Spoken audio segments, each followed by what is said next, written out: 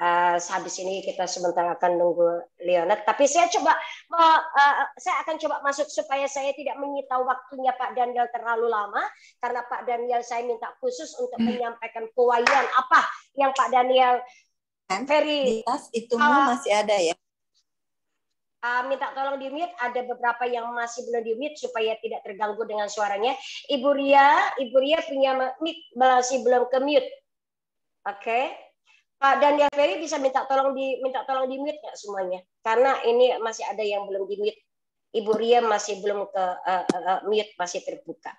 Oke, saya minta tolong yang itu di Pak Lukas bisa minta tolong di-mute karena Ibu Ria masih nggak bisa, aku cuma mute diriku sendiri. Oke.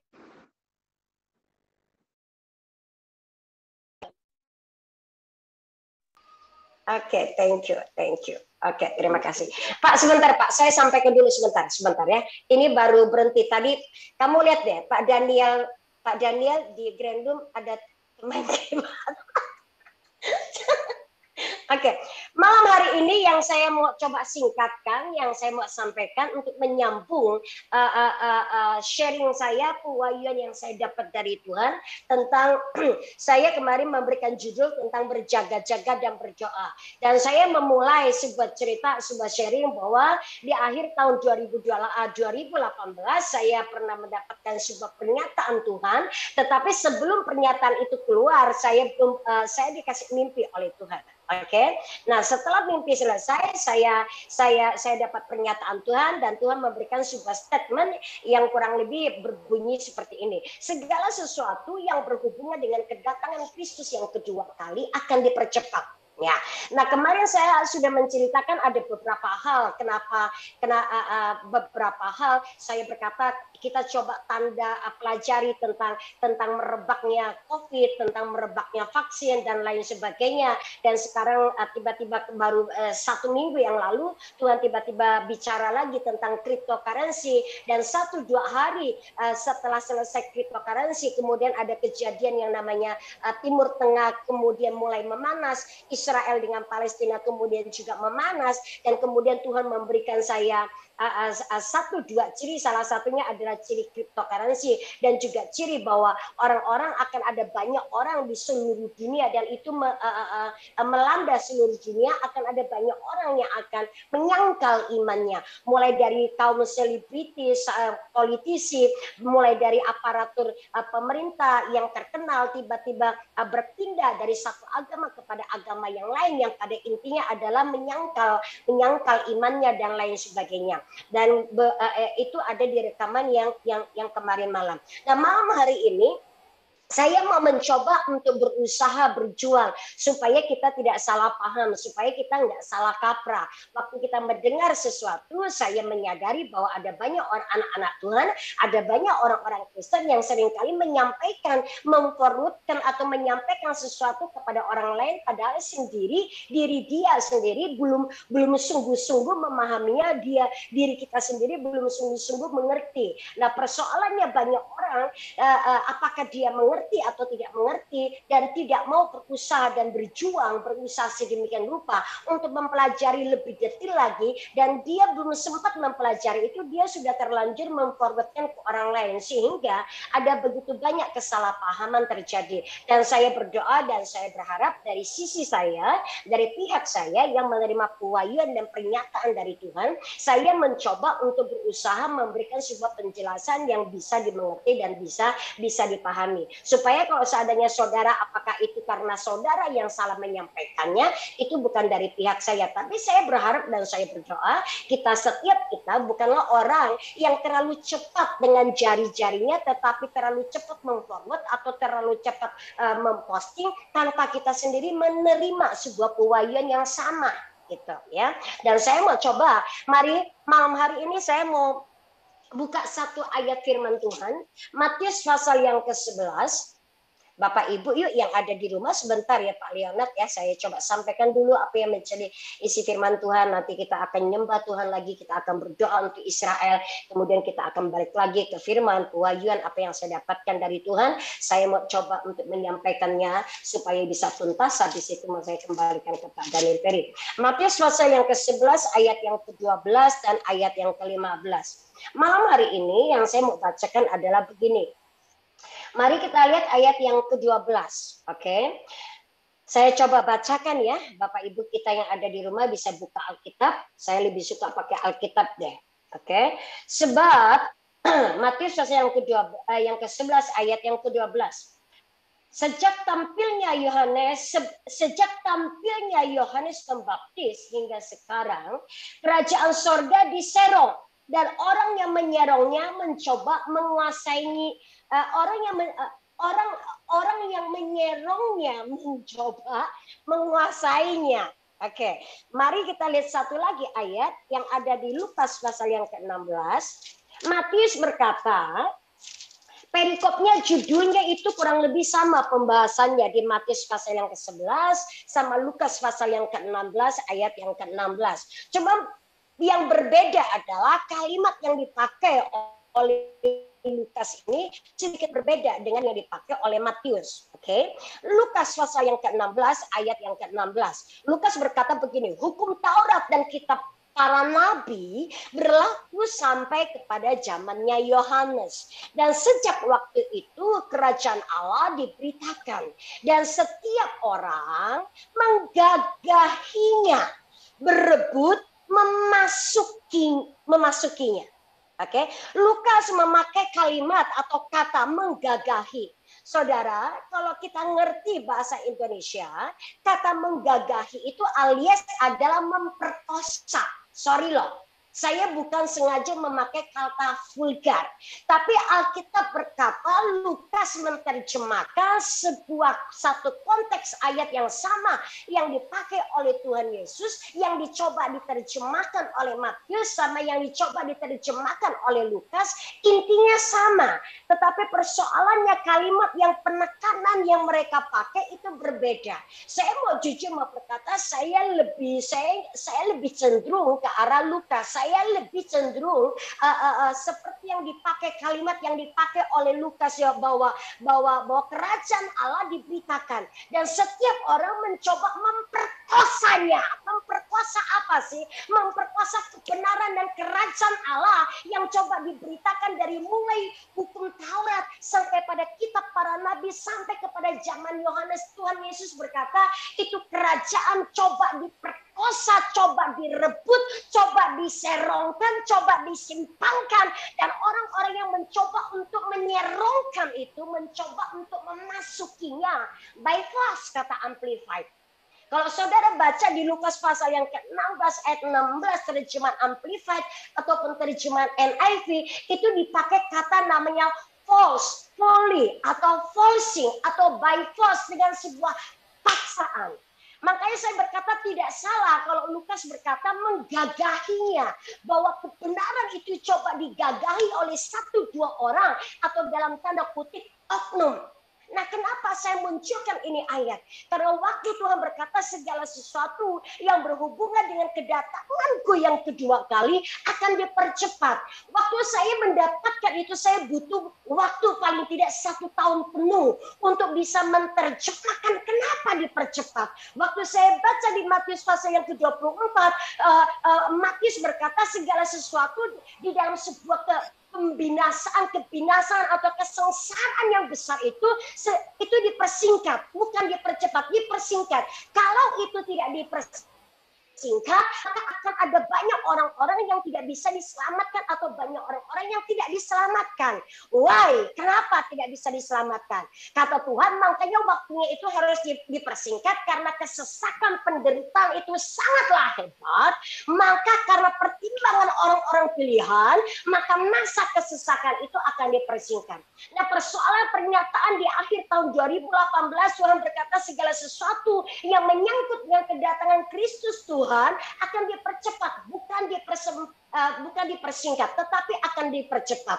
Nah, waktu saya mempelajari dan saya butuh 1 tahun penuh untuk merenungkan itu semua, sampai di satu titik terang tahun 2021 lah saya baru mengerti ada beberapa poin yang Tuhan maksudkan kenapa dipercepat. Oleh siapa yang mempercepat? Saya mendapati bahwa di satu sisi ada pihak kuasa kegelapan dunia yang mencoba menguasai sistem dunia, mencoba menyerobot masuk, mencoba membawa kegelapan di atas muka bumi, di mana setiap kitab Taurat dan para nabi berkata sebelum kedatangan Kristus yang kedua kali, sebelum masa kegelapan, iblis itu mencengkeram seluruh kondisi bumi dan bangsa-bangsa. Tuhan berkata harus ada sebuah masa penetapan, yaitu kemuliaan dan lawatan terbesar. Seperti yang Bapak dan Ibu tahu, hari ini kita tahu ada yang namanya hujan awal, ada yang namanya hujan akhir. Itu harus terjadi di masa, di zaman kita sekarang ini.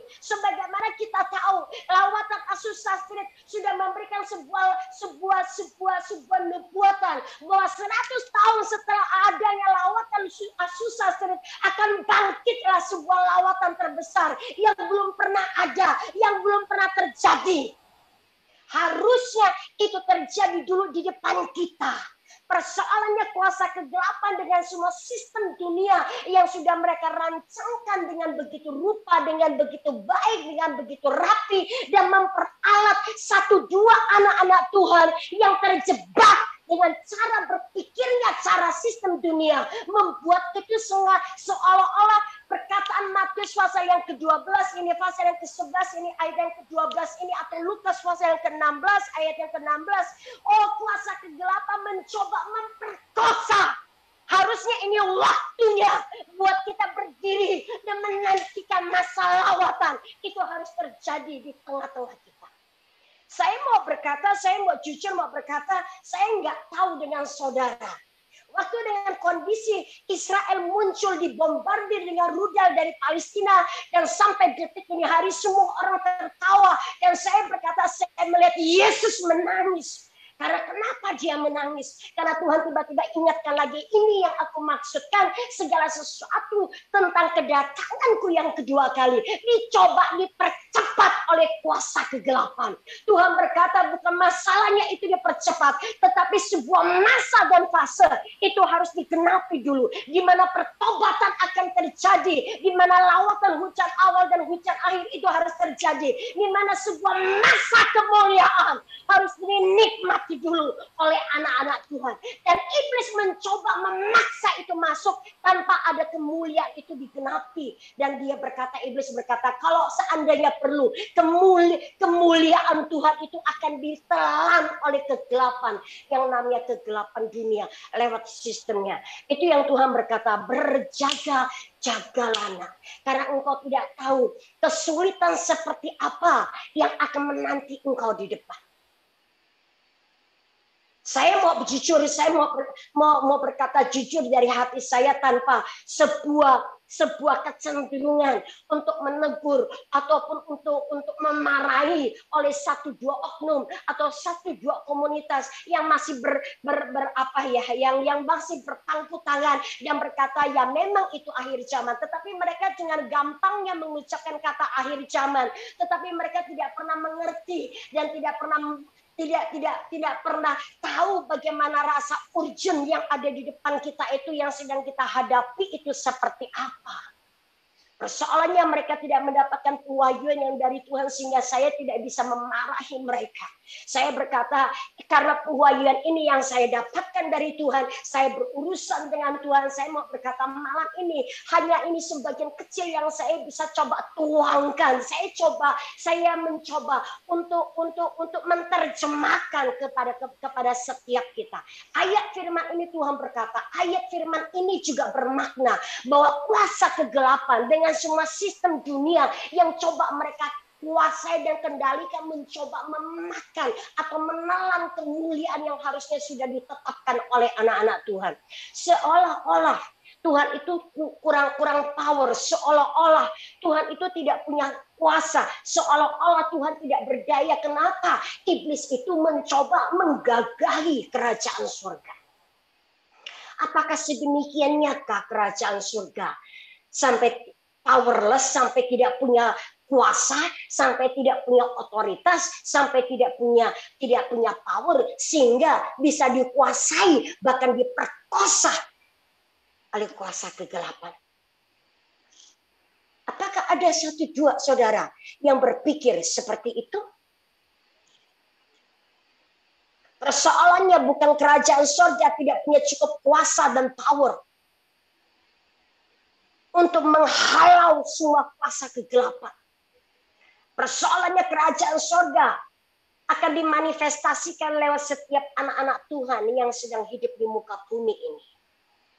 Persoalannya anak-anak Tuhan belum banyak yang mengerti dan memahami bahwa kuasa kerajaan dunia, kuasa kerajaan kegelapan lewat sistem dunia mencoba menguasai kemuliaan Tuhan. Persoalannya adalah itu. Mari Pak Leonard, munculkan dan bukakan videomu. Saya mau mengajak setiap kita untuk menguji, selidiki hati kudu, selidiki aku. Persoalannya setiap anak-anak Tuhan akan dipakai Tuhan untuk memanifestasikan kerajaan surga di atas muka bumi. Itu sebabnya bukan kerajaan surga tidak punya power atau powerless untuk menghadapi kuasa kerajaan kegelapan. Bukan itu. Persoalannya ada begitu banyak anak-anak Tuhan yang masih belum menyadari dirinya. Posisi setiap kita ada di mana. Mari Pak Leonard. Suaramu di-unmute, videomu dinyalain. Mari kita naikkan sebuah lagu. Selidiki aku. Lihat hatiku. Selama ini kita menjadi anak-anak Tuhan, sejauh mana kita berdiri dan hidup dalam kebenaran Tuhan. Kamu masih di-mute soalnya. Kamu masih di-mute. Iya, sebentar ya. Saya save dulu si Leonard jadi host. Sebentar ya. Leonard pakai HP soalnya, Pak. More. Dia. Bisa? Saya bukan host nih. Hostnya harus Leo. Lukas ya? Lukas. Atau gini, saya rubah settingnya deh. Ya, Pak Leonard sekarang bisa unmute. Pak Leonard bisa unmute sendiri. Pak Leonard. Unmute dulu, Pak. Nggak bisa, udah. Bisa. Oke. Udah. Silakan, Bro. Saya minta setiap kita di rumah masing-masing naikkan pujian ini, selidiki aku, lihat hatiku.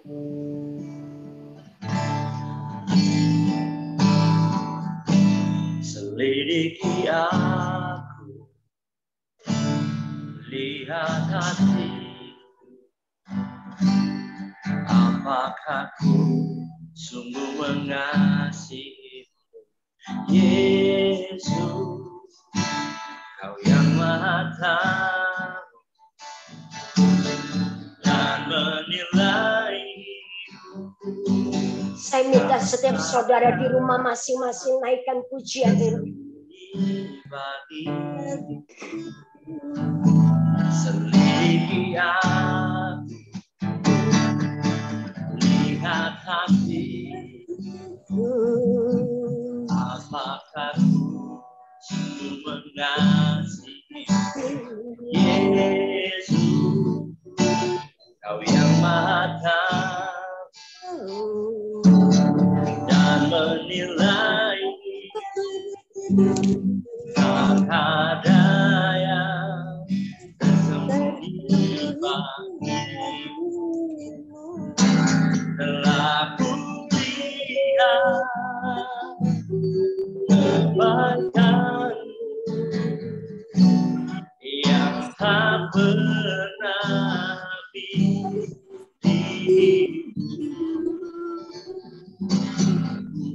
berjuang sampai akhirnya kau dapat dia tetap setia.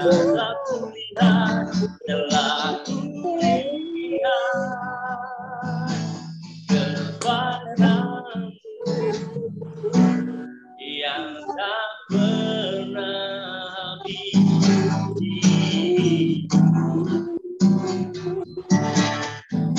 Berjuang sampai akhirnya kau dapat dia tetap setia. Selidiki aku Tuhan, selidiki aku, lihat hati, apakah ku mengasihimu, Yesus, Kau yang Maha Tahu dan menilai hidup. Tak ada yang tersembunyi bagimu. Telah kulihat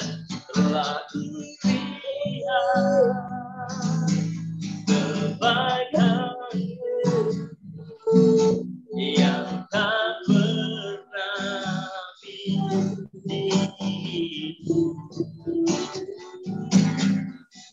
berjuang sampai akhirnya kau dapat dia tetap setia. Telah kulihat kebaikanmu yang tak pernah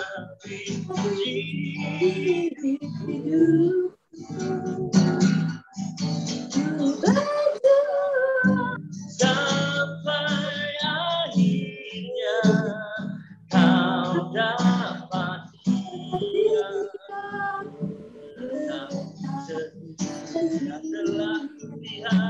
Telah kulihat kebaikanmu yang tak pernah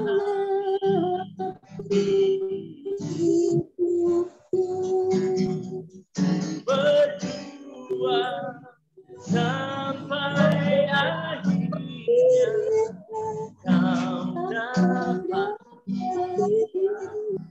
Susanti tutup mic. Oke. Sekali lagi. Oke. Selidiki kami dulu. Selidiki aku. Lihat hati. Apakah ku mengasihimu, Yesus? Seringkali ini menjadi sebuah pujian yang biasa. Dan menilai Tidak banyak orang pernah mengerti dan tahu sesungguhnya hati kita itu seperti apa waktu kita mengikut Tuhan. telah kulihat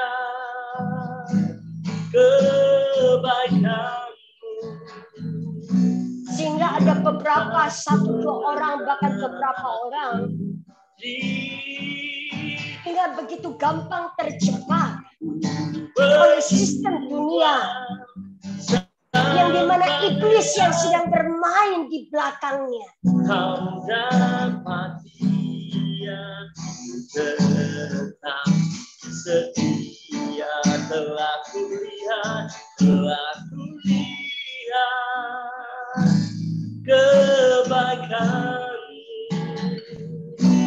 yang tak pernah habis di hidupku.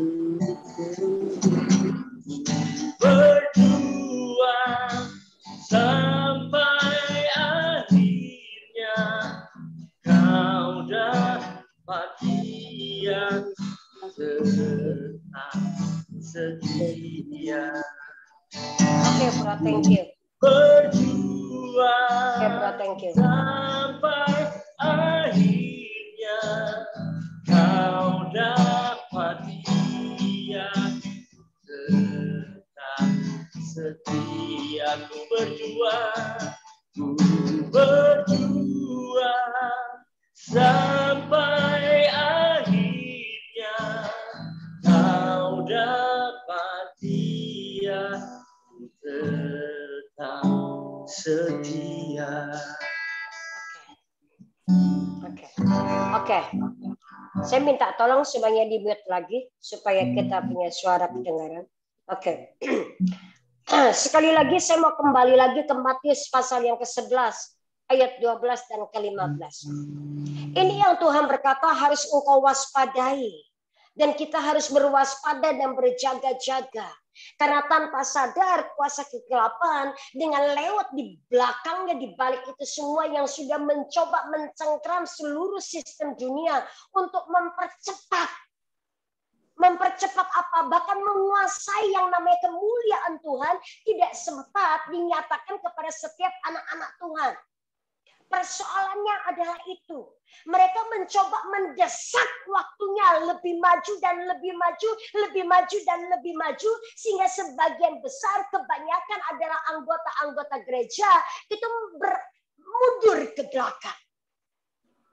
Dan kemudian muncul tanda-tanda yang terakhir, Israel bla bla bla dan segala macam. Tuhan berkata itu adalah salah satu tanda di mana penguasa kegelapan mencoba menggagahi kerajaan sorga. Persoalannya bukan kerajaan sorga yang kurang powerless atau yang tidak punya kekuatan atau otoritas untuk membuang atau menolak itu kuasa kegelapan. Persoalannya adalah setiap anak-anak Tuhan yang mengatas nama dirinya pengikut Kristus yang tidak punya power, yang mereka cuma hanya senang berpikir dan mereka melihat menilai segala sesuatu bukan dengan cara kacamata kebenaran atau kacamata pewahyuan yang baru yang dari Tuhan. Mereka menilai dan melihat segala sesuatu dengan kacamata alam jasmania mereka, sehingga mereka tidak berespon sebagaimana Roh Allah berespon di dalam dirinya dia, karena dia tidak bisa melihat lagi, tidak bisa merasakan lagi perasaannya Tuhan, karena disconnectednya antara Roh Allah dengan roh kita orang-orang percaya sudah tidak punya koneksi lagi, sehingga apapun yang kerajaan surga berwaspada. Nah, engkau harus berjaga-jaga, engkau harus memakai selengkap senjata Allah dan mendorong balik mundur setiap kuasa gelapan dalam bentuk apapun. Apakah saudara percaya bahwa COVID-19 yang tiba-tiba muncul itu tanpa rekayasa sebuah oknum atau sebuah komunitas atau sebuah elit global yang ada di belakangnya? Apakah saudara berpikir itu adalah sebuah kebetulan? Ya, karena memang ini sudah akhir zaman. Apakah saudara juga berpikir bahwa dengan semua muncul adanya masalah, ada radikalisme yang ada di Timur Tengah dengan kasusnya Israel dan Palestina? Apakah saudara berpikir itu semata-mata ya karena memang itu kasusnya berabad-abad dan ratusan tahun nggak kelar-kelar? Saudara berpikir tidak ada yang main di belakangnya? Kalau saudara berpikir tidak ada orang yang main di belakangnya, maka Anda termasuk orang Kristen yang terlalu naif. Dan itu sebabnya Tuhan teriak ke saya, berjaga-jagalah dan berwaspadalah. Firman yang saya singkatkan dan bukakan buat ayat buat saudara, terjemahnya berkata, engkau tidak sadar, engkau ini sedang berada dalam sebuah bahaya besar. Saudara dan saya sedang berada di dalam sebuah bahaya yang besar. Tapi saya mau jujur, saya menangis, saya berkata, bahkan sampai detik ini hari pun tidak banyak orang Kristen sadar dan ngerti bahwa kuasa kegelapan mencoba press in, bahkan memperkosa anak-anak Tuhan. Untuk supaya kemuliaan dan janji-janji Tuhan dari masa Taurat, dari masa Musa, orang-orang Israel diajak keluar dan sampai masa kepada zamannya Yohanes Pembaptis. Kerajaan sorga dan kebenarannya dicoba digagahi dan diperkosa. Bahkan dipermalukan dan dipermainkan menjadi sebuah tontonan dunia. Saya nggak tahu itu sudah mulai berlangsung berapa lama. Tetapi Matius dari ribuan tahun yang lalu, di Matius pasal yang ke-11, Tuhan Yesus dengan ngomong dengan begitu gamblang. Dan ternyata itu dilanjutkan sampai terakhir, paling tidak saya mendapatkan pewahyuan Tuhan memberikan pernyataan. Itu dipercepat karena sebuah tindakan oknum tertentu. Ya, waktu di tengah-tengah kesesakan besar, kesulitan masa kesesakan itu akan dipersingkat. Karena memang itu blueprintnya kerajaan surga. Supaya, kenapa dipersingkat? Supaya setiap anak-anak Tuhan bisa karena panggilan, karena anak-anak Tuhan, karena panggilan, orang-orang panggilan itulah. Supaya banyak orang bisa selamat. Berbeda dengan konteks yang ada di Matius pasal yang ke-11. Konteks yang sama yang Tuhan pakai juga, yang waktu aku mendapatkan sebuah pernyataan di akhir tahun 2018. Yuk kita lihat lagi beberapa ayat yang ada di Matius pasal yang ke-11. Oke. Matius pasal yang ke-15. Matius pasal yang ke-15 berbunyi dengan sangat singkat. Matius pasal yang ke-15 berbunyi demikian. Siapa bertelinga, hendaklah ia mendengar. Betul ya? Oke. Mari kita buka Wahyu pasal yang kedua, ayat yang ke-29. Wahyu pasal yang kedua. Di Matius pasal yang ke-11 ayat yang 15 berbunyi sangat sederhana. Siapa yang bertelinga hendaklah ia mendengar. Tapi kalau kita baca di Wahyu pasal yang kedua ayat yang ke-29, Wahyu pasal yang kedua ayat yang ke-29 itu berbunyi demikian. Siapa bertelinga hendaklah ia mendengarkan apa yang dikatakan roh yang besar. Ini adalah suara roh Allah, Roh Kudus kepada jemaat-jemaat. Ya. Jadi Matius pasal yang ke-11 ayat yang ke-15 berbunyinya hampir sama dengan Wahyu pasal yang kedua ayat 29. Persoalannya di Matius 11 ayat 15 itu Tuhan Yesus yang mengatakan keluar ayat firman itu. Siapa yang bertelinga hendaklah ia mendengar. Tetapi Wahyu pasal yang kedua ayat 29 penglihatan Rasul Yohanes di Pulau Patmos. Kita bisa baca di Wahyu pasal yang kedua, kita bisa baca di Wahyu pasal yang ketiga ada beberapa ayat yang menuliskan dengan ayat yang tepat sekali sama. Ayat yang ke-6, ayat yang ke-13 dan ayat yang ke-22. Wahyu pasal yang ketiga. Semuanya kita bisa baca. Itu tertulis siapa yang bertelinga hendaklah ia mendengarkan apa yang dikatakan Roh Kudus kepada jemaat-jemaat. Oke? Itu ribuan tahun. Itu sekitar ratusan tahun. Itu sekitar ada sebuah masa yang lebih daripada 10 tahun, bahkan lebih daripada itu. Dan diulang kembali oleh Rasul Yohanes waktu dia diasingkan di Pulau Patmos dan dia diangkat ke surga dan melihat segala sesuatu yang tidak asing. Dia berkata, aku pernah dengar ada satu suara yang sama yang dulu aku pernah dengar. Suara Kristus itu sendiri. Suara Roh Yesus itu sendiri. Itu suara Roh Kudus itu sendiri. Saya mau berkata ada beberapa orang bertanya, Ibu Elisa, kalau engkau khotbah seringkali kadang-kadang sangat jarang sekali engkau bisa dipahami khotbahmu. Tetapi kebanyakan adalah khotbahmu sangat susah untuk dimengerti. Saya berkata, iya, enggak heran. Kalau saya sudah menyampaikan, menceritakan soal pewahyuan yang saya terima dari Tuhan yang di dalam roh, maka akan sangat susah untuk bisa dimengerti. Bahkan saya butuh waktu untuk itu sendiri, untuk mempelajarinya, untuk mengertinya, supaya aku bisa sharekan dengan cerita dengan bahasa yang lebih sederhana supaya setiap kita bisa mengerti, bisa memahaminya, bisa mencernanya akan lebih mudah. Persoalannya kalau saya tidak disingkapkan pewahyuan oleh Tuhan, ada firman apapun yang kelihatannya sangat baik, apapun yang kelihatannya sangat bagus, itu tidak mungkin saya bisa katakan. Kalau tidak ada pewahyuan, kalau tidak ada Tuhannya sendiri yang memberikan wahyu itu dan menceritakan itu sendiri, percayalah saya tidak akan bisa mengkatakan apapun yang kelihatannya baik sekalipun. Dan saya mau berkata, ini adalah di dalamnya pesan yang namanya pesan-pesan nubuatan ataupun pesan-pesan pewahyuan yang saudara harus tangkap dengan manusia rohmu. Engkau tidak bisa hanya sekedar mencerna dengan akal budi dan logikamu. Tapi engkau harus bertanya, engkau harus doa, engkau harus minta Roh Kudus, mari wahyukan buat aku. Supaya buat setiap pribadi saudara mendapatkan pewahyuan demi pewahyuan sesuai dengan kebutuhan, sesuai dengan pewahyuan dan juga hikmat yang saudara terima dari Allah Bapa sendiri. Oke, mari kita lihat ayat yang ke-13-14. Habis ini sebentar lagi saya selesai. Saya mau ajak setiap saudara kita nyembah sekali lagi satu lagu yang singkat. Kemudian kita mau berdoa untuk Israel. Habis itu saya mau serahkan ke Pak Daniel Ferry untuk menyampaikan nubuatan atau pewahyuan yang beliau dapat dari Tuhan. Ayat yang ke-13 dan ayat yang ke-14. Saya sengaja 15 baru balik lagi ke 13 dan ke-14. Sebab sebuah nabi dan kitab Taurat bernubuat hingga tampilnya Yohanes. Ayat ke-14 perhatikan baik-baik.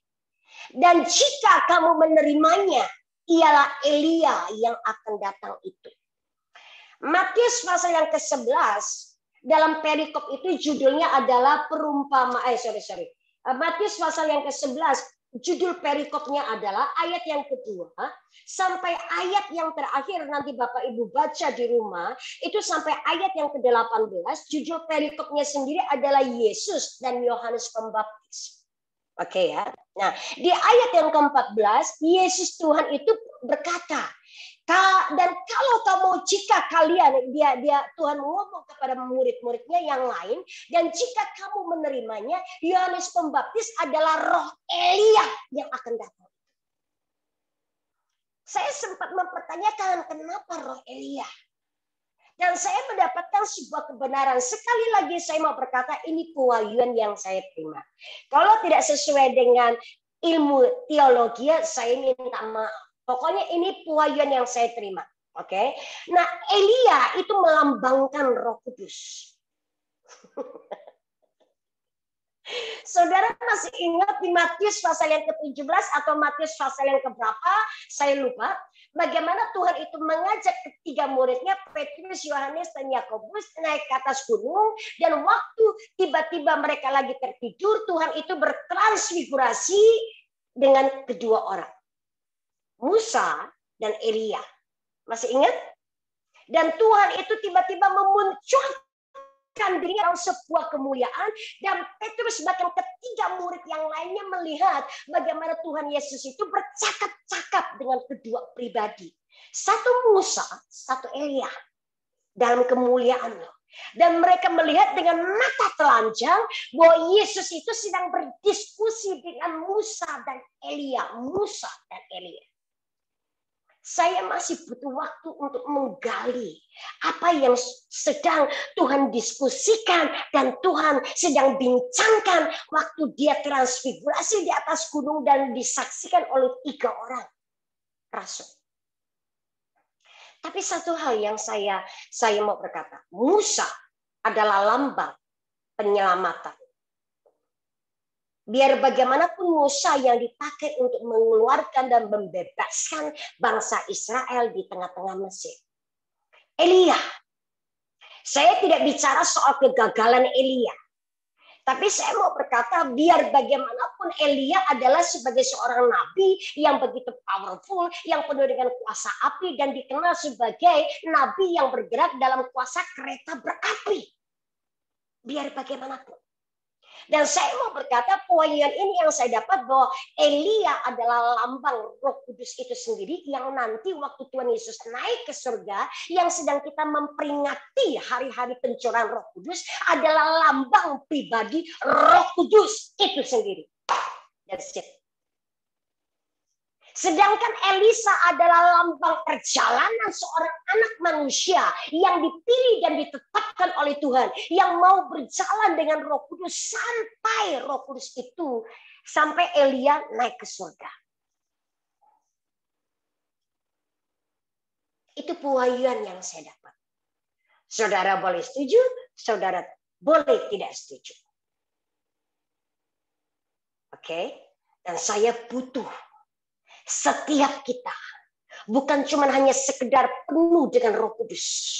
Saudara, penuh dengan Roh Kudus harus day by day, jangan cuma hanya seminggu sekali atau sebulan sekali, itu tidak pernah cukup. Di depan kita sedang kuasa kegelapan dengan semua sistem dunia yang bergerak di dalamnya sedang mendesak kita.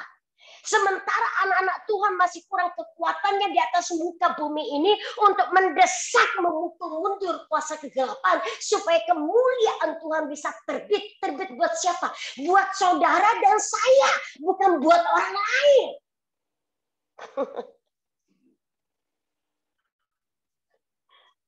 Kita ini bukan didesak karena kerajaan surga tuh.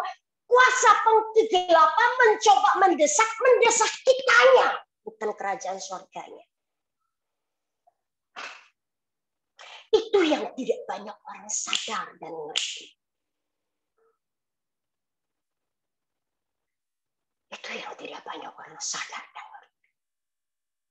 Sehingga enggak heran begitu banyak orang dicengkram, terkungkung dengan yang namanya ketakutan ini dan itu dan lain sebagainya. Saya berdoa, mata roh kita terbuka. Ada kuasa kegelapan yang mencoba bergerak, berandil di belakang atas nama peraturan ini, tata negara ini, apapun lah saya nggak bisa sebutkan satu demi satu. Mereka itu bukan mendesak kerajaan surga. Mereka mendesak kita sebagai pewaris kerajaan surga. Bahkan kalau perlu dia mematikan setiap iman kita. Dan kita menggadaikan iman kita. Itu yang sedang dilakukan oleh kerajaan maut yang ada di atas muka bumi. Bukan kerajaan surga yang kelihatan tidak punya power dan tidak berotoritas. Kita. Me and you malam hari ini.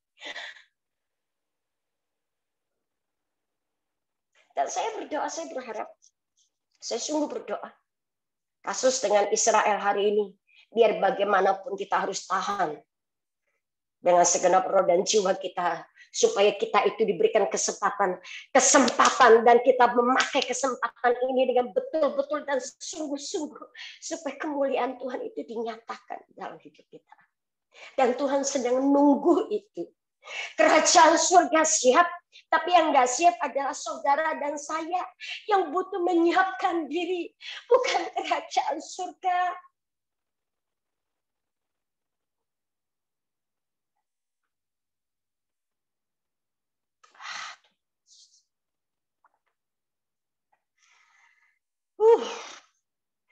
Oke. Kita naikkan satu pujian, habis itu kita serahkan kepada Daniel Ferry melanjutkan. Saya sungguh-sungguh berdoa, beliau akan bisa menyampaikan apa yang menjadi firman dan kehendak Tuhan. Pak Lionel, mari naikkan sebuah pujian. Mari kita menaikkan, jangan terlalu di-repeat terlalu jauh lama, supaya Pak Daniel bisa langsung menyampaikan apa yang menjadi kehendak Tuhan, kewahyuan dan kebenaran Tuhan yang mau disampaikannya. Yuk, mari buka videomu, buka suaramu, di-unmute.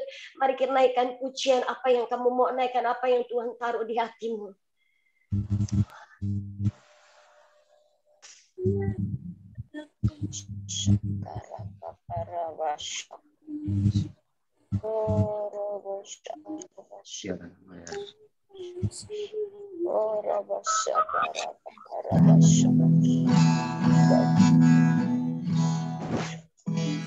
Ajar kami Tuhan, itu hari-hari kami, menghitung hari-hari,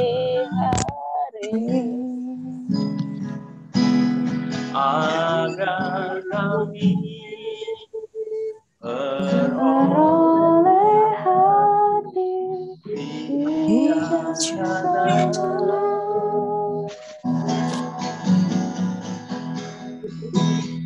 Ajar kami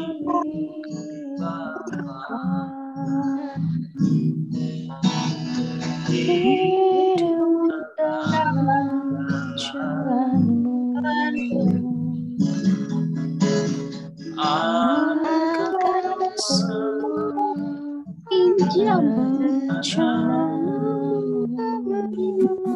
Dikenapi Tuhan. Ya namamu Tuhan.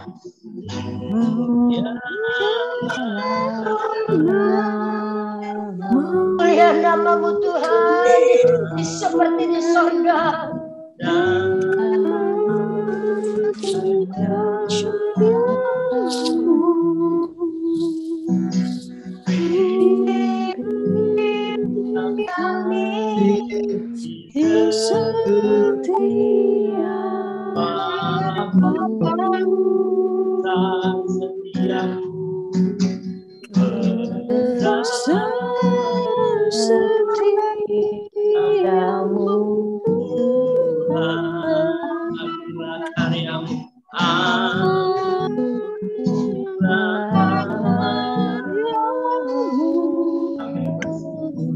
Yesus kami bersyukur padamu.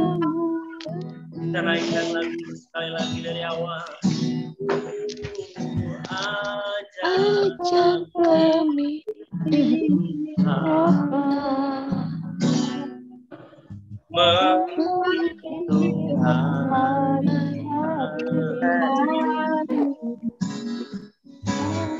ajak kami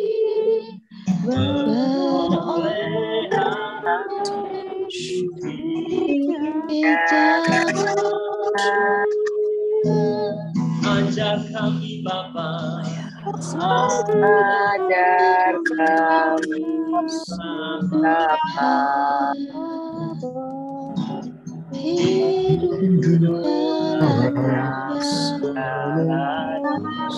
agar semua rencana-Mu Tuhan, agar semua rencana-Mu digenapi.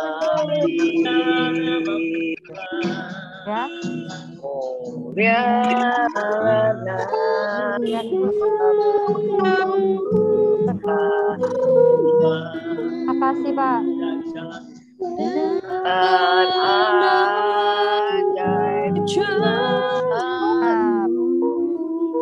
Saya taruh di luar, tidak apa-apa. Kami setia besar setiamu,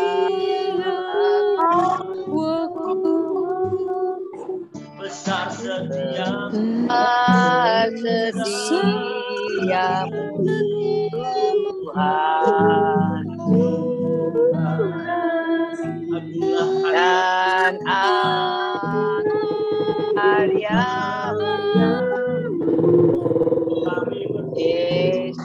Yesus bersyukur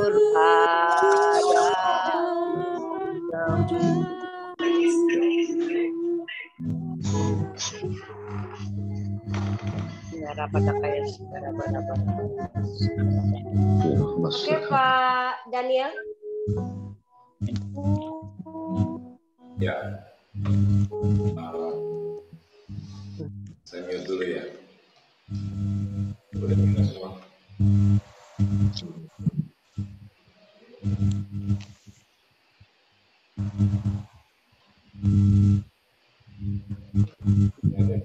Biar untuk semua ya, saya mute. Oke, shalom, selamat malam Bapak dan Ibu. Saya bertanya-tanya, saya mulai dari mana ya? Semoga ini cukup bisa memberikan arahan dan gambaran ya. Jadi saya nggak terlalu detail Bapak dan Ibu, cuma mungkin izinkan saya memberikan overview ya. Overview itu apa? Gambaran besar, gambaran menyeluruh supaya kita ini nggak bingung ya. Kalau saya sendiri kadang-kadang bingung ya, kadang-kadang istilahnya kalau melihat nubuatan atau membaca kitab nabi-nabi ini kadang-kadang ini buat kapan ya, ini buat hari ini, apa tahun depan, apa 2000 tahun lagi, apa setelah kerajaan 1000 tahun. Nah, jadi izinkan saya secara cepat aja Bapak dan Ibu memberikan overview. Nah, kalau Bapak dan Ibu memang tertarik ya tinggal pelajari lebih jauh ya, tapi mohon maaf ini cepat-cepat karena ini memang bukan untuk masuk terlalu detail ya. Tetapi misalnya seperti apa, seperti Bapak dan Ibu nonton film ya di menit-menit terakhir itu kan memang semuanya berlangsung dengan cepat ya, berlangsung dengan cepat. Atau Bapak Ibu nonton film tapi bagian kedua, nah bagian pertamanya ya cuma diulang sedikit aja, cet. Nah ini supaya ada gambaran bagian pertamanya apa, nah jadi tahu ini sambungannya ya. Jadi tema berjaga-jaga ya, ayatnya berkata bahwa di Matius 25 kita harus berjaga-jaga. Kita tidak tahu akan hari maupun saatnya. Nah, ini hari apa yang tidak kita tahu ya. Nah, ada dua kalau kita ini bicara mengenai akhir zaman, yaitu mengenai kedatangan Tuhan ketika Tuhan itu menginjakkan kaki di Bukit Zaitun. Dan Bukit Zaitun itu akan terbelah dua ya, ada dinubuatkan di kitab Zakaria, dan ada peristiwa sebelumnya yaitu pengangkatan atau rapture ya. Nah, rapture itu yang tidak diketahui kapannya ya Bapak dan Ibu ya. Dan kita ini harus belajar supaya apa? Kita berjaga-jaga. Kenapa? Karena kalau nggak berjaga-jaga kita ketinggalan ya. Saya pernah waktu saya kerja sekitar tahun 96, 97, mungkin udah 20 sekian tahun yang lalu, saya ketinggalan penerbangan ya. Jadi di hotel saya ketiduran, akhirnya saya nggak bisa berangkat ya, dan beberapa kasus lain ya. Jadi Bapak dan Ibu, kalau yang rapture saya berdoa kita jangan ketinggalan ya. Kenapa? Karena kalau ketinggalan nggak enak ya, harus dikejar-kejar antikris dan waktu yang mengerikan. Nah, tapi 2 hari itu memang hari yang berbeda, tetapi Tuhan berkata di Tesalonika bahwa kita ini adalah anak-anak terang. Harusnya ini kita berjaga-jaga dan sadar sehingga kita ngerti kapan waktu pengangkatan itu ya, kira-kira setidaknya ya. Dan ini kalau yang hari yang kedatangan Tuhan itu semua orang itu akan tahu, semua orang itu akan melihat ya.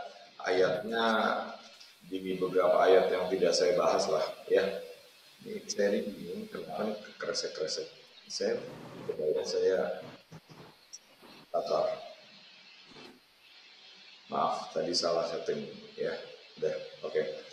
Ya, dan ini adalah masa di mana nanti Tuhan itu lebih kurang mengawali kerajaan 1000 tahun. Iblis diikat 1000 tahun dan semua dosa dan kejahatan itu diakhiri ya. Masa seperti hari mungkin analoginya seperti ini ya, Tuhan menciptakan 7 hari ya.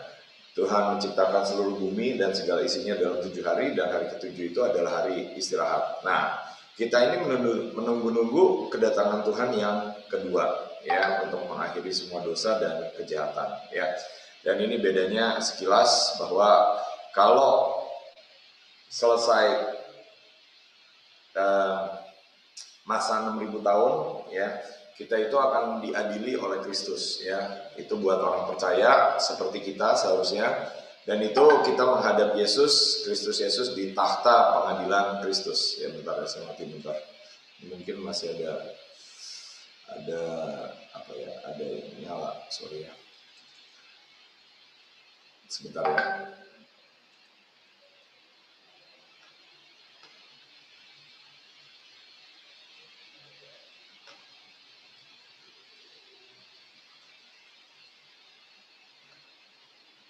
Biar enggak bunyi-bunyi ya. Oke. Ya. Dan nanti artinya setelah kerajaan 1000 tahun selesai baru ada yang namanya tahta putih, di mana semua kitab itu semua kitab-kitab itu dibuka ya. Nah, jadi ini gambarannya ya, kalau Bapak dan Ibu tahu di Perjanjian Lama ada 7 hari raya, dan kita ini sedang menanti-nantikan hari raya yang ke 1, 2, 3, 4, 5, yaitu hari raya peniupan trompet yang dimana apa? Dimana ini digambarkan akan terjadi pengangkatan. Ya, ini yang kita tunggu-tunggu. Nah, ada beberapa yang berkata bahwa ini tidak ada tanda-tandanya, tetapi menurut saya kita bisa mengerti beberapa tandanya ya. Jadi ada yang menilai, ada yang menghitung. Ya ini saya pernah jelaskan di Mahanaim, tetapi saya rasa juga nggak keluar di YouTube-nya. Jadi sedikit saja bahwa ini pengangkatan ini menurut beberapa penafsir ini akan terjadi pada sangkakala yang ketujuh. Nah ini kita di sangkakala keberapa Bapak dan Ibu ya. Ini juga sama bahwa ini lebih detail bahwa akan terjadi peristiwa kebangkitan orang percaya dan itu pada hari raya peniupan sangkakala ya. Nah ini nih akan mengawali apa Bapak dan Ibu ya, secara umum biasanya orang percaya bahwa ini ditafsirkan artinya gini ya, Bapak dan Ibu boleh percaya versi Bapak dan Ibu. Saya tidak sedang ingin berdebat, cuma saya ambil beberapa yang cukup umum sehingga bisa diterima oleh cukup banyak. Tapi kalau nggak percaya ya silakan aja percaya dengan versi Bapak dan Ibu. Kenapa? Karena memang di akhir zaman ini akan banyak penafsiran dan memang akan banyak penyesatan juga ya. Nah, jadi ayatnya misalnya di Yeremia dan di Daniel ada waktu kesusahan bagi Yakub dan masa kesesakan yang besar ya. Nah, ini beberapa tabel yang menggambarkan apa? Menggambarkan tafsiran ya, tafsiran apa? Masa kesesakan tadi dan pengangkatan. Ya, pengangkatan itu yang kuning itu ya, ada 4 pandangan. Ada yang berpandangan itu sebelum masa murka Allah, dan murka Allah ini disamakan dengan masa tribulasi ya, 7 tahun tribulasi ya. Tetapi ada juga yang berpandangan bahwa nggak sama antara murka Allah dengan 7 tahun tribulasi, 7 tahun kesesakan ya. Jadi pandangan manapun yang Bapak dan Ibu pilih ya tergantung dengan iman Bapak dan Ibu masing-masing ya. Tetapi yang jelas tahun 2020 kemarin ada film yang keluar dan filmnya berjudul Sebelum Murka Allah ya, di sebelah kanan ini ya. Dan memang itu sudah masa di mana orang nggak ke bioskop, jadi Bapak dan Ibu bisa cari secara online untuk menonton. Dan artinya apa Bapak dan Ibu? Lebih kurang kesimpulan menurut yang buat film ini ya, pengangkatan itu baru akan terjadi sebelum namanya masa murka Allah ya. Nah, murka Allah itu yang mana? Murka Allah itu yang hitam ini ya. Jadi ada juga yang berpandangan ya bahwa kita ini masih menunggu apa? Tanda ya. Tandanya apa Bapak dan Ibu? Tandanya adalah pembangunan bait ketiga ya, dan biasanya bait ketiga ini terjadi pada pertengahan dari masa 7 tahun ya. Jadi sebelum saya masuk ke pembahasan itu Bapak dan Ibu, kenapa ini bisa berbeda-beda? Karena di 1 Korintus itu dikatakan gini ya, ada 3 golongan orang. Ada orang Yahudi, ada orang bukan Yahudi atau bangsa-bangsa, dan gereja atau orang Kristen. Jadi Bapak dan Ibu jangan berpikir bahwa semuanya ini akan terjadi berbarengan dan bersama-sama ya. Jadi untuk orang bangsa-bangsa, nah mereka ini masih waktu dihakiminya masih lama ya, yaitu apa? Ya mungkin setelah kerajaan 1000 tahun yang saya tahu ya. Tapi bagi orang percaya memang, dan mungkin orang Yahudi itu setelah atau sebelum sebelum kerajaan 1000 tahun ya. Jadi memang nggak sama Bapak dan Ibu, waktu untuk gereja, waktu untuk Israel, dan waktu untuk bangsa-bangsa ya. Ini secara sekilas mengenai sangkakala ya, dan ada sangkakala ke-7 dan ini dipercaya sebagai pengangkatan atau rapture ya. Tetapi berarti sebelum kita masuk ke sangkakala ke-7 ada sangkakala ke-6 ya, dan di sangkakala ke-6 itu ada celaka ya. Celaka apa? Di sangkakala ke-5 udah ada celaka, tapi di sangkakala ke-6 ada tandanya, yaitu 4 malaikat dari sungai Efrat dilepas dan ada 200 juta pasukan berkuda yang membunuh seperti ombak manusia. Dan menurut saya ini mungkin belum terjadi ya. Jadi kita harus apa? Kita harus sabar dan kita kuatkan iman kita Bapak dan Ibu. Untuk apa? Untuk melewati sangkakala ke-6 ya. Kecuali ya Bapak dan Ibu mungkin bisa pulang dulu sebelum sangkakala ke-6 ya. Ada yang berpandangan gini ya, ada yang bilang begini ya, bagaimana kalau kita berdoa tidak usah tahan bencana ya, lalu apa? Ya udahlah terjadi bencana dan kita pulang aja. Menurut saya ajaib juga ya bisa punya ide dan pemikiran begitu ya. Kenapa? Karena gereja ini masih punya tugas Bapak dan Ibu. Sebelum pengangkatan, gereja itu masih punya tugas untuk menahan semua kejahatan ya. Dan nanti kapan ya persisnya saya nggak tahu, cuma sekilas saja. Nah, akan ada masa di mana cawan murka Allah itu dicurahkan ya, dan ketika cawan murka pertama saja dicurahkan, itu akan terjadi bisul yang jahat yang mematikan bagi para penerima tanda binatang ya. Jadi saya rasa cawan murka ini belum ya. Kenapa? Karena ya sekarang ini mungkin paling istilahnya orang mungkin istilahnya sudah beberapa menerima tanda binatang, ada yang bilang sudah, ada yang bilang belum ya. Saya di sini bukan untuk memperdebatkan ya, tapi supaya kita ini punya gambaran yang istilahnya cukup menyeluruh ya. Nah, jadi Bapak dan Ibu, Alkitab berkata bahwa tepatnya Tuhan Yesus berkata akan ada tanda. Tanda apa? Pembinasa keji berdiri di tempat kudus. Ya, menurut firman yang disampaikan oleh Nabi Daniel. Lalu apa?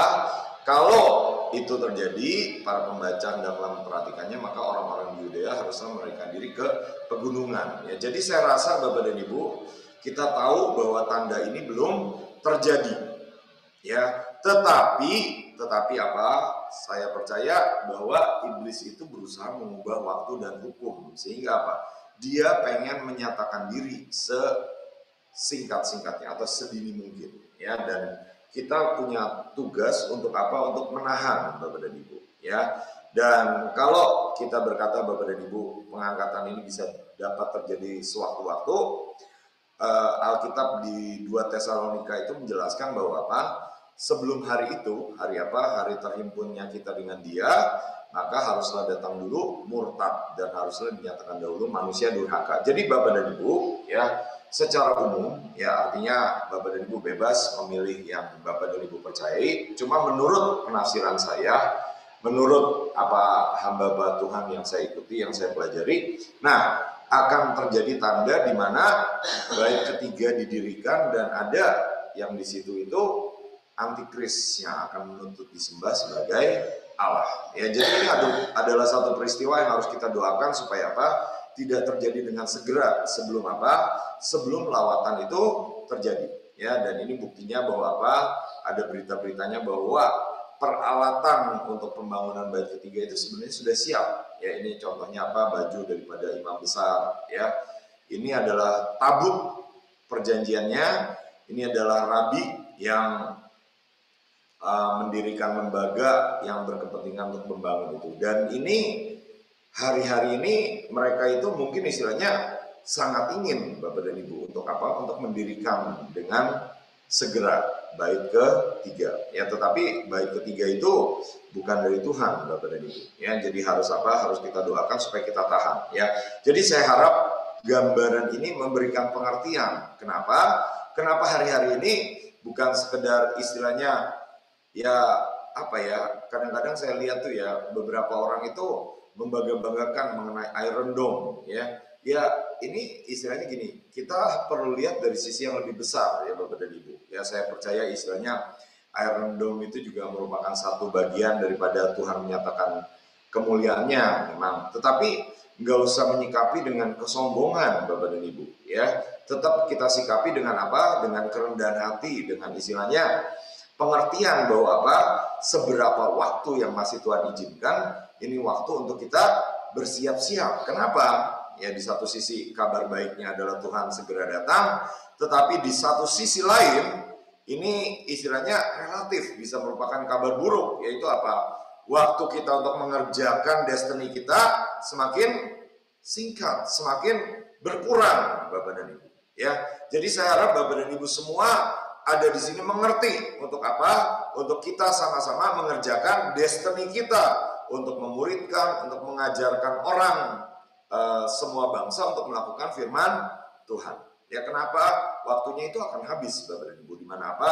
Di mana ketika pembinasa keji menyatakan diri, yang namanya ibadah korban itu akan dihentikan. Yang namanya Alkitab itu akan menjadi sesuatu yang dilarang Bapak dan Ibu. Ya, jadi saya harap ini memberi latar belakang kenapa kita penting untuk berdoa hari-hari ini. ya. Ini ada satu tanda Bapak dan Ibu ya secara umum. Ya tandanya apa? Karena ayat yang tadi itu mengutip dari kitab Daniel ya. Kitab Daniel yang mana? Di Daniel 9 ya. Dan di Daniel 9 dikatakan bahwa raja itu membuat perjanjian menjadi berat bagi banyak orang selama 1 kali 7 masa. Nah, masa ini menurut Bapak dan Ibu udah terjadi belum? Ya menurut saya kemungkinan besar ini sudah terjadi. Ya tadinya saya pikir apa yang terjadi sekarang ini cuma peristiwa 2 minggu, 3 minggu, ya tapi ternyata sudah 1 tahun lebih. Ya beberapa gereja, beberapa tempat ibadah sudah tidak melakukan korban yang sebagaimana biasanya. Ya dan akan ada masanya di mana apa itu benar-benar akan dihentikan, akan ada sayap kekejian dan datang yang membinasakan. Ya jadi Bapak dan Ibu yang dinubuatkan 2600 tahun lalu oleh Nabi Daniel ini hari-hari ini sebenarnya sedang terjadi. Ya banyak orang yang nggak ngerti kenapa? Karena memang ini masih dimeteraikan dulu. Ya kalau dulu itu dimeteraikan ya orang nggak ngerti. Tetapi kalau makin lama makin dibukakan, kita akan mengerti bahwa ternyata ini sudah terjadi. Bahkan Pak Daniel juga berkata kita sudah masuk masa 3,5 tahun pertama. Nah 3,5 tahun pertama itu ditandainya biasanya dengan apa?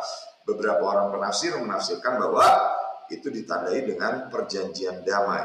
Ya dan perjanjian damainya ini udah genap belum? Ya tahun kemarin 2020 ternyata Trump, Netanyahu, ya Amerika, Israel dan Arab, Uni Emirat Arab itu sudah menandatangani perjanjian damai yang disebut Abraham Accord atau kesepakatan Abraham. Ya dan kenapa? Karena itu antara anak-anak Abraham. Ya ada beberapa agama, Yudaisme, Israel dan Muslim, mereka sepakat untuk mengadakan perjanjian damai. Jadi dengan perjanjian ini harusnya apa?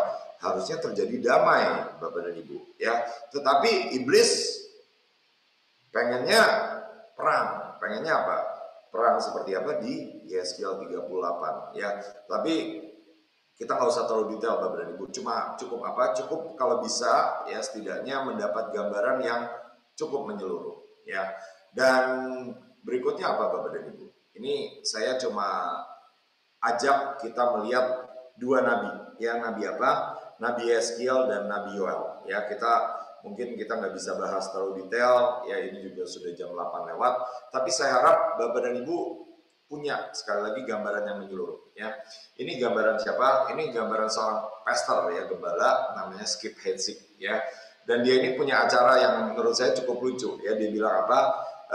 Membahas Alkitab dari ketinggian 10.000 meter. Ini maksudnya apa? Ya, jadi gini ya, dia nggak membahas Alkitab ayat per ayat, tapi membahas Alkitab itu sebagai satu pesan yang cukup keseluruhan. Kapan Nabi itu bernubuat, konteksnya apa, sejarahnya apa. Ya, dan saya akan bahas lebih kurang seperti itu, Bapak dan Ibu. Supaya apa? Supaya kita mengerti mengenai keseluruhan pesan apa, pesan Yoel dan pesan Yeskiel terutama. Kenapa? Karena hari-hari ini Tuhan menyatakan bahwa Tuhan sedang mau membangkitkan pasukan terdahsyat. Ya siapa? Harusnya saudara dan saya, Bapak dan Ibu. Ya harusnya apa? Gereja-gereja Tuhan juga. Ya. Tetapi apa yang terjadi dengan Yeskiel dan Yoel? Nah kita lihat sebentar. Ya.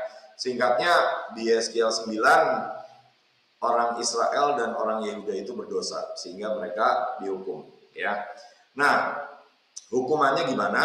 Nah ternyata ada malaikat perusak yang membawa alat pemusnah, tapi ada juga malaikat yang membawa tanda, ya tapi cuma satu malaikat yang membawa tanda, ya dan malaikat itu menandai orang-orang itu ditandai dengan tanda T, ya atau tanda huruf Taf, ya mungkin lebih tepatnya, ya ini memang dikatakan di sini huruf T, tapi huruf T-nya huruf T versi Ibrani, ya dan lalu apa yang terjadi? Ternyata yang tidak ditandai akan dirusak dan mulainya dari mana? Mulai dari tua-tua yang berada di hadapan bait suci, Bapak dan Ibu. Ini cukup mengerikan, ya. Nah, ini contohnya ayatnya dan prakteknya. Artinya apa? Ini huruf ini versi modernnya dan versi lamanya. Versi lamanya pada masa Ezekiel itu, pada masa Yeskiel itu seperti salib, ya. Intinya apa, Bapak dan Ibu?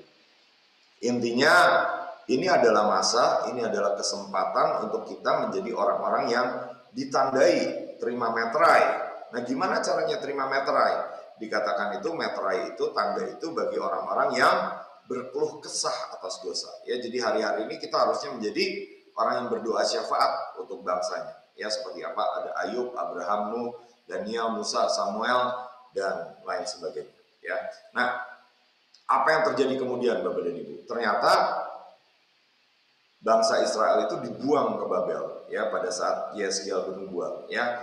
Dan kalau bangsa Israel dibuang ke Babel, Bapak dan Ibu, kira-kira kita berharap ada kemuliaan nggak? Yang menurut saya ini secara umum kita nggak berharap ada kemuliaan. Tapi yang aneh, ya, ternyata Nabi Yeskiel itu diperlihatkan kemuliaan Tuhan. Ya, kemuliaan Tuhan itu ada di atas kerub-kerub. Ya, Ibu In pernah membahas secara cukup detail.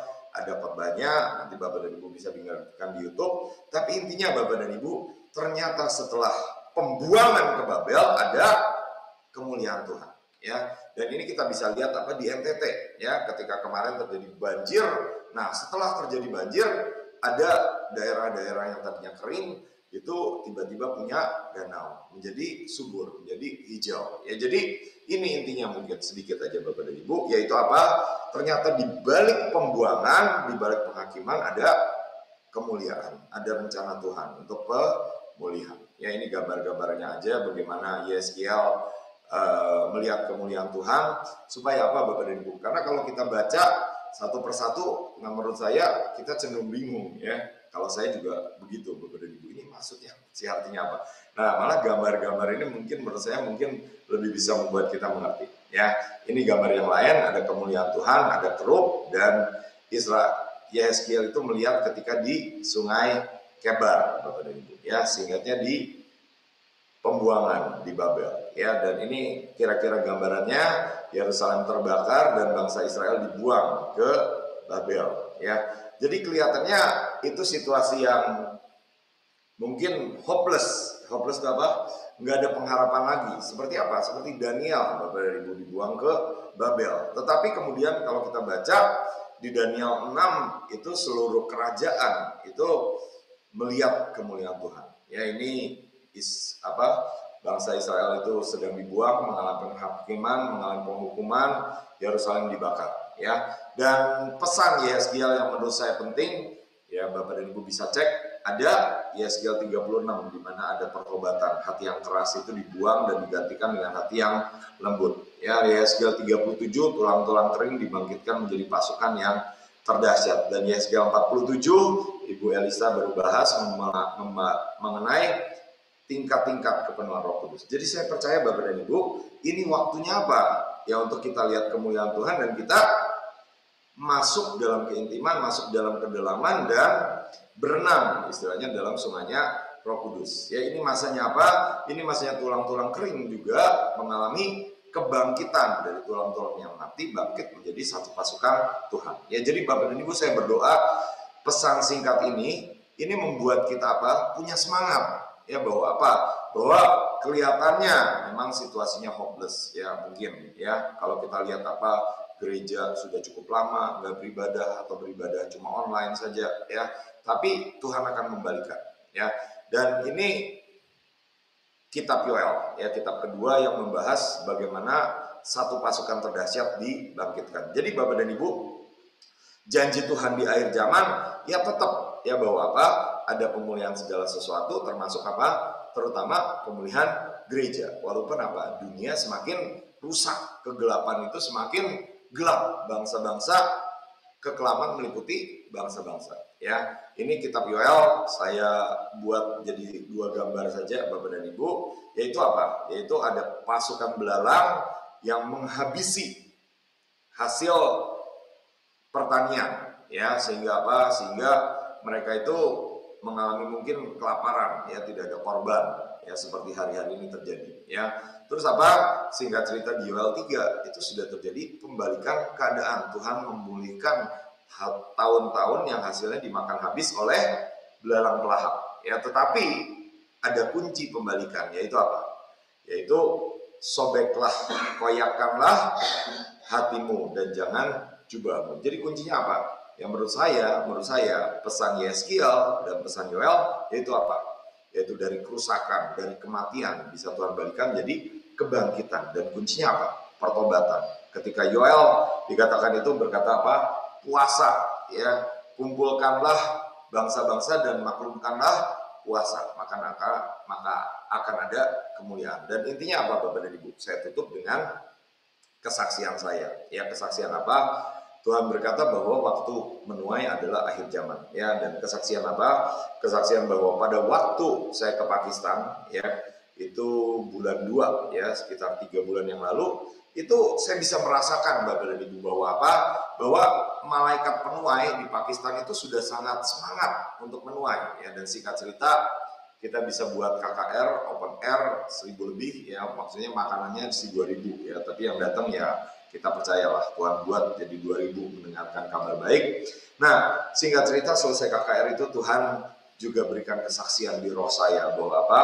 Bahwa malaikat bangsa-bangsa, ya, ada sekitar 200 bangsa-bangsa di seluruh dunia itu sedang menanti-nantikan penuaian, ya. Jadi kalau kita hanya lihat dengan mata kita Bapak dan Ibu, memang keadaannya itu seperti mengerikan, ya, dengan apa? Dengan banyak hal yang terjadi, ya, penyesatan yang terjadi, itu bukan sesuatu yang istilahnya buat saya itu saya harapkan, ya. Tetapi di balik itu ada tetap pesan pemulihan, ada pesan kemuliaan, dan ujungnya Bapak dan Ibu, singkat cerita Habakuk 2, ya, kita tahu, kita sering perkatakan Habakuk 2 ayat 14, tetapi di 2 ayat 13 Tuhan berkata bahwa apa? Sesungguhnya bukankah dari Tuhan semesta alam asalnya bahwa bangsa-bangsa bersusah-susah untuk api dan suku-suku bangsa berlelah-lelah untuk yang sia-sia, ya. Jadi ini yang mereka kerjakan, mereka sedang mengerjakan hal-hal yang sia-sia, ya. Bangsa-bangsa itu siapa? Nations, ya. Nation ini kita tahu lah, ya, siapa yang disebutkan, dan hari-hari ini kita sudah tahu, ya, bahwa apa? Mana yang baik, mana yang bukan, mana yang benar, mana yang bohong, dan Tuhan sedang menyingkapkan segala sesuatunya. Supaya apa? Supaya Habakuk 2 ayat 14 digenapi dan kemuliaan Tuhan itu bisa melanda seluruh bumi. Ya, ini nubuatan-nubuatan yang dinubuatkan mungkin oleh Yeskiel, tetapi ini penggenapannya. Ya, mungkin istilahnya kalau Yeskiel itu berkata apa? Ada satu pasukan tentara yang dibangkitkan, ya. Dan dengan versi modernnya ada lawatan-lawatan seperti apa? Ada beberapa hamba Tuhan, saya cuma sebutkan aja intinya supaya Bapak dan Ibu dapat pelajari lagi kalau mau secara lebih detail, yaitu ada Pokem yang berkata bahwa stadion-stadion akan penuh. Ya, ada Wigglesworth yang berkata bahwa apa? Rumah sakit akan kosong. Seymour dan Parham berkata lawatan akan terjadi. Maria Ether berkata bahwa apa? Hujan awal dan hujan akhir itu ketika dicurahkan itu akan jauh lebih besar daripada hujan yang pertama. Ya, jadi gimana Bapak dan Ibu? Ya, balik ke intinya. Ya, saya harap penjelasan yang cukup global ini bisa membuat kita punya semangat, punya pengharapan bahwa apa? Bahwa memang Tuhan sedang izinkan kegoncangan, yaitu apa? Mungkin seperti deru-deru perang, ya, atau mungkin akan mengarah ke perang yang lebih besar, ya. Tetapi kita berdoa apa? Supaya kemuliaan Tuhan tetap dinyatakan. Ya, hari-hari ini Israel itu sedang diserang, ya, dan tadi ada penglihatan Bapak dan Ibu. Ini seperti situasi apa? Ini seperti situasi ketika Israel bergulat dengan Tuhan di mana di Peniel, ya. Dan pada saat itu Tuhan mematahkan pangkal paha Israel. Ya, saya nggak tahu nanti bentuknya seperti apa Bapak dan Ibu, tapi saya berdoa apa? Saya berdoa ketegar-tegukan Israel akan dipatahkan dan mereka akan mengalami Tuhan. Kenapa? Janji Tuhan tetap iya dan amin. Buat seluruh Israel itu akan diselamatkan. Ini janji Tuhan, ya Bapak dan Ibu bisa uji, bisa cek, ya. Jadi kita percaya, atau setidaknya saya percaya, ya, dan saya harap Bapak dan Ibu juga percaya, ya, bahwa apa? Ini adalah merupakan awal lawatan, di mana kita akan lihat lawatan yang jauh lebih besar. Dan ketika lawatan itu terjadi, bahkan lawatan yang kelas-kelas Azusa Street itu akan menjadi lawatan yang kecil. Nah, ini contohnya, misalnya apa di Argentina. Ya, ini sebenarnya memang beberapa tahun yang lalu, tetapi ada satu hamba Tuhan masih cukup muda, 33 tahun, Bapak. Berapa umurnya? 33 tahun, ya, jemaatnya 70.000, ya, tempat ibadahnya kapasitasnya cuma 2.500, tapi ibadahnya, ya,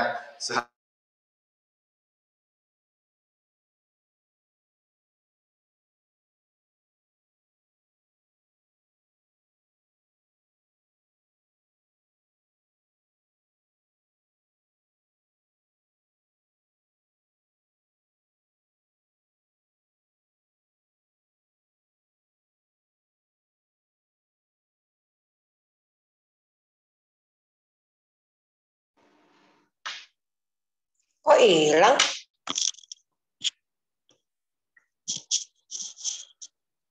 Kok hilang?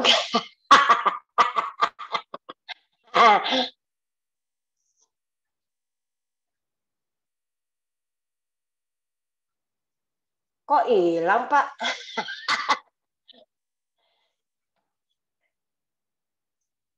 Nggak mungkin lah. Kedengaran nggak suaranya? Yang lainnya kedengaran nggak? Halo?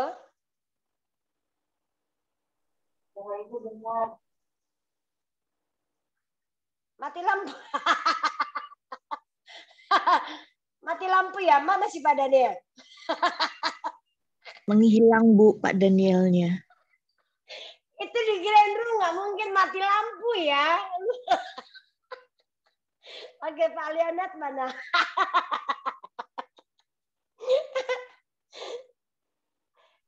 Kenapa Iya, mati lampu?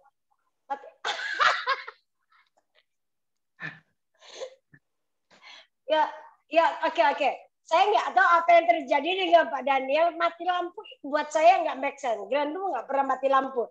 Pak, kita mau pujian penyembahan, habis itu kita mau doa. Oke, kita sama-sama mau berdoa sekali lagi. Kita mau angkat hati kita mau berdoa buat Israel ya. Saya minta itu dong Pak, minta bukan lagu sih, saya mau nyembah aja. Saya tidak berkata kasih saya suara ecek-ecek, enggak. Saya mau nyembah Tuhan aja. Yuk kita sama-sama mau nyembah Tuhan. Kita mau berdoa, habis itu kita mau closing. Kita mau berdoa buat untuk Israel sekali lagi. Saya mau ngajak setiap kita berdoa tawuran. Kita berdoa untuk Israel. Kita berdoa untuk dalam negeri kita. Kita mati listrik. It doesn't make sense. Ya wes oke ya. Kita doa ya. Kita doa terutama untuk dia belum bisa melanjutkan lagi. Masih ada 1-2 slide karena setahu saya begitu.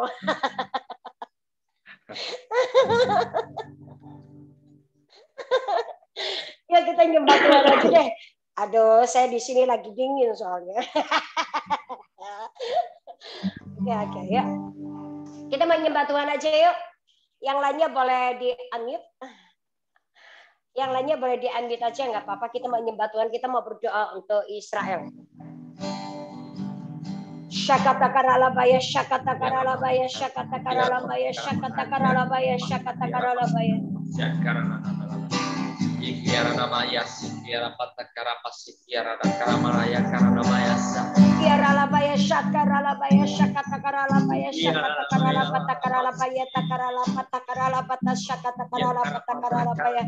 Ikiara labaya syakatakara labaya syakatakara labaya syakatakara labaya shikididididididid. Ikiara namaya si. Kiara lambaya syakatara labaya syakara lapatakara lapatakara labaya syakatakara labaya syakatakara labaya. Namaya rapataka sikira pakir nanadadadadada.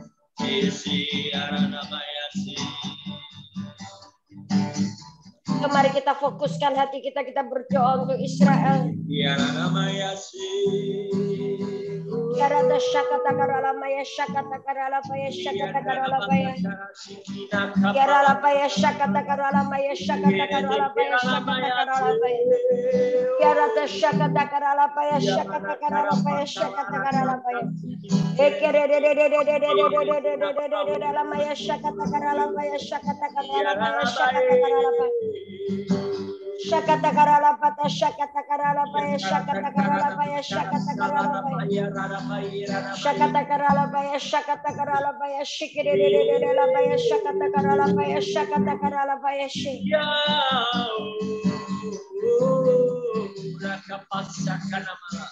Rahata paka tekirini misikira ikiara namaya si.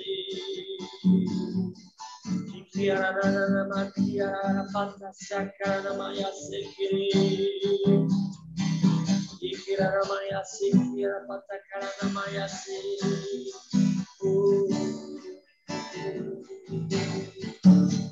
Kiara labaya syakatakara labaya syakatakara labaya syakatakara labaya syakatakara labaya syakatakara labaya.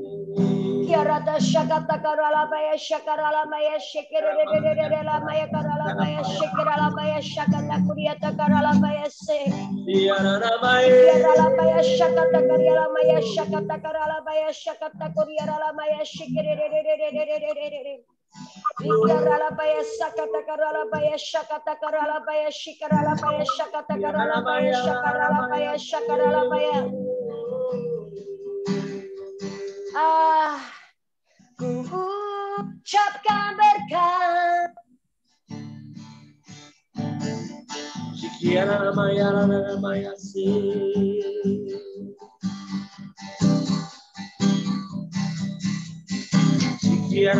Saya boleh minta semuanya di unmute. Kita mari ucapkan berkat, lepaskan untuk ke Israel. Setiap mulut kita keluar memberkati bangsa Israel. Setiap mulut kita memperkatakan setiap firman, janji-janji firman yang Tuhan taruh di dalam mulut kita. Semuanya di unmute. Mari kita lepaskan berkat. Mari kita lepaskan ucapan perkataan keilahian yang kita tujukan kepada bangsa pilihannya Israel. Setiap kita, semuanya kita, apa yang Tuhan taruh atas Israel, kita lepaskan berkat. Kita memberkati Israel, bangsa pilihannya dianugerahkan pertobatan, diberikan hati yang bertobat, diberikan hati yang terus akan mengandalkan Tuhan. Oh, di dalam nama Tuhan Yesus kami memberkati setiap suku-suku yang sedang mendiami seluruh tanah Israel sebagai tanah Kanaan yang Tuhan berkata ini adalah milik pusakamu yang aku berikan kepada seluruh keturunan Abraham, Ishak dan Yakub. Tuhan, Engkau juga berikan kepada bangsa pilihanmu Israel. Tuhan, kami tahu ini bangsa yang keras kepala, tapi kami memberkati dari bangsa Indonesia, kami memberkati ke atas bangsa Israel segala berkat yang terbaik. Kami mau berkata, Tuhan berkati bangsa pilihanmu. Kami berdoa, Tuhan lepaskan Tuhan dari bangsa pilihanmu dari semua cengkraman dosa, pemberontakan dalam bentuk apapun. Kami memberkati pemimpin-pemimpin presiden yang ada di Israel, semua pemimpin-pemimpin sinagoga ataupun juga imam-imam besar yang ada di Israel. Kami berdoa, Tuhan, Engkau memberikan hati yang lemah lembut. Kami berdoa, Tuhan, Engkau membersihkan dari bangsa pilihanmu, oh hati yang keras kepala. Kami berdoa, Tuhan, Engkau memberikan hati yang mau berserah penuh kepadamu. Kami berdoa ada hati seperti Raja Daud yang kembali kepada bangsa pilihanmu. Kami berdoa, Tuhan, hati seperti Daud yang berkenan di hadapanmu itu akan kembali kepada bangsa Israel. Hati yang bertobat, hati yang kembali mencari Allah Yehova Hamashiach. Tuhan, aku berdoa Engkau yang akan menjagai bangsa pilihanmu, Engkau yang akan, Tuhan, melingkupi bangsa pilihanmu. Kami berdoa, Tuhan, sungguh anugerah Shalom-Mu ada di atas bangsa pilihanmu, mulai dari perbatasan Gaza sampai ke seluruh kota demi kota yang di Tel Aviv, yang di Beersheba, yang ada di manapun juga. Tuhan, kami percaya tidak ada satupun yang akan melanggar batas-batasan dan penetapan waktu yang Engkau berikan kepada setiap kami. Kami berdoa lewat Israel, Tuhan, Engkau akan sungguh-sungguh memakai Israel sebagai bangsa pilihanmu, menjadi sebuah bangsa yang menyatakan otoritasmu, Tuhan, pemerintahanmu, dan juga kerajaan Allah di atas muka bumi ini. Tuhan, kami berdoa, kami lepaskan berkat, Tuhan, sekali lagi berkat yang terbaik, pertolongan daripada Allah Bapa di sorga tidak akan pernah terlambat untuk bangsa pilihanmu, juga untuk bangsa kami Indonesia. Kami berdoa, Tuhan, pemimpin-pemimpin bangsa-bangsa kami, pemerintahan Jokowi, Presiden Jokowi tidak akan mengecam terlalu kuat, terlalu melampaui batas, tapi kami berdoa ada kerjasama yang baik, ada sebuah pengertian yang baik antara Israel dan Indonesia, Indonesia dengan Israel, baik itu di permukaan, di bawah peraturan demi peraturan bangsa dan undang-undang. Kami berdoa jalinan kerjasama hubungan diplomatik itu boleh terjadi.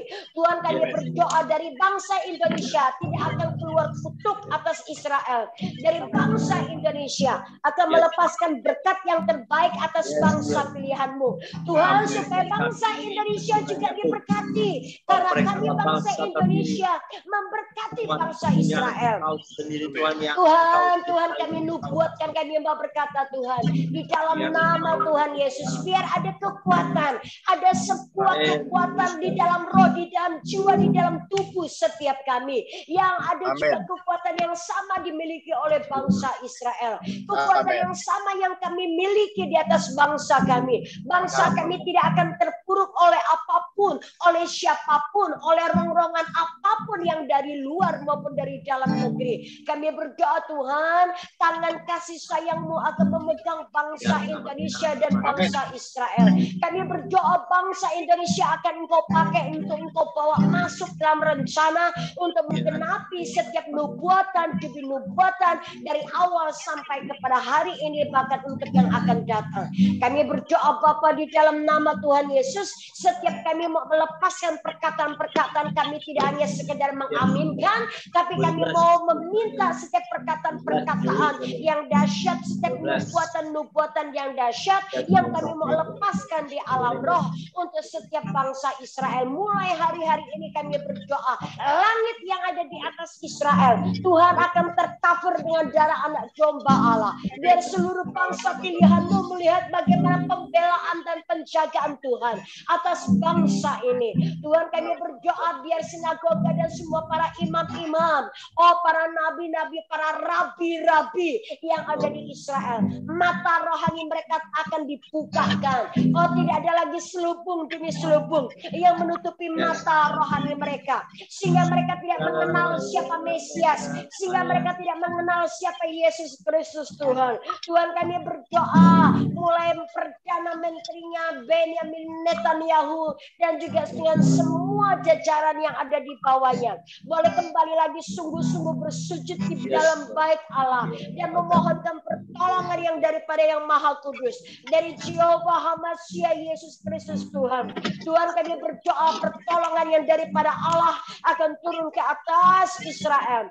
Kami berdoa Tuhan, hari-hari ini di mana Idul Fitri sudah berlewat, kami juga berdoa untuk damai sejahtera buat bangsa, buat dalam negeri kami. Kami berdoa buat setiap anak-anak-Mu yang mungkin pergi keluar kota, Engkau jaga dengan damai sejahtera dan juga kesehatan yang ilahi pada buat bagi roh, jiwa dan tubuh mereka. Kami berdoa ada pasukan-pasukan terdahsyat yang akan bangkit di hari-hari terakhir ini. Kami berdoa ada pewahyuan demi pewahyuan yang segar yang dari surga akan dicurahkan buat setiap pribadi lepas pribadi, sehingga kami boleh menjadi orang-orang dan manusia-manusia rohani yang dewasa, manusia ilahi yang dewasa, yang layak disebut sebagai ahli waris Kristus. Tuhan, kami berdoa sepanjang hari ini dan malam hari ini setiap saudara kami yang sudah tergabung di dalam Zoom meeting, Tuhan kami berdoa mereka boleh menangkap dan menerima impartasi keilahian. Impartasi ada sebuah pewahyuan karena sebuah hubungan